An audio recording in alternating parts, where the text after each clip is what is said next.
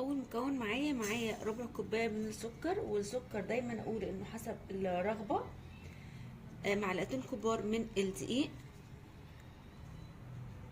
معلقتين كبار من النشا، معلقتين كبار من الكاكاو الخام. هقلب كل المكونات دي كويس مع بعض. دلوقتي قلبت المكونات كلها مع بعض بالشكل ده كده. معايا بقى هنا لتر من الحليب، يفضل يكون كامل الدسم. وكمان معايا هنا ربع كوبايه من الحليب المكثف المحلى، بيدي كمان طعم حلو قوي. هقلب بقى كويس جدا المكونات، وبعد كده هرفعها على النار. دلوقتي الخليط بتاعي على النار مع التقليب المستمر. دلوقتي بقى عارفين الكيس اللي هو التلاتة في واحد ده بيدي طعم حلو قوي للبودنج بتاعي، غير النسكافيه اللي لوحده ده بينقل الوصفة في حتة تانية خالص. طبعا ده اختياري، لو مش حابين تحطوها الوصفة كده كده جميلة من غير حاجة.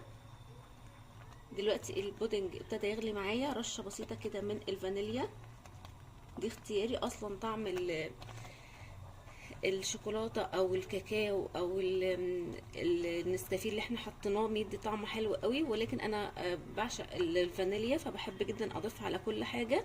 كده الخليط بتاعي بقى جاهز معانا.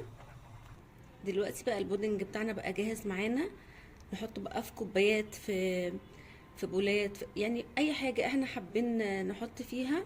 انا بحب جدا في الحاجات الازاز ان شاء الله، حتى يكون في الكوبايات بتاعه الشاي اللي بنشرب فيها الشاي. بحب جدا اشوف شكل البودنج في الكوبايه.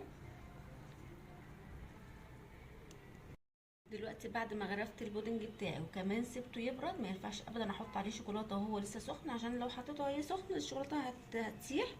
لو حابين الشوكولاته تسيح عادي ممكن نحط الشوكولاته والبودنج سخن، ولكن انا بحب جدا طعم الشوكولاته يقرمش كده مع البودنج، بيدي تيست حلو قوي. البودنج بتاعنا بقى جاهز معانا بالشكل الجميل اللي احنا شايفينه ده كده. شايفين بقى بجد كريمي جدا، حلو جدا جدا، طعمه فظيع. لازم تجربوه. يا رب وصفة النهارده تكون عجبتكم، واللي جرب الوصفة وتعجبه يا ريت يسيب لي رأي في كومنت، وما تنسوش تعملوا لايك. سلام.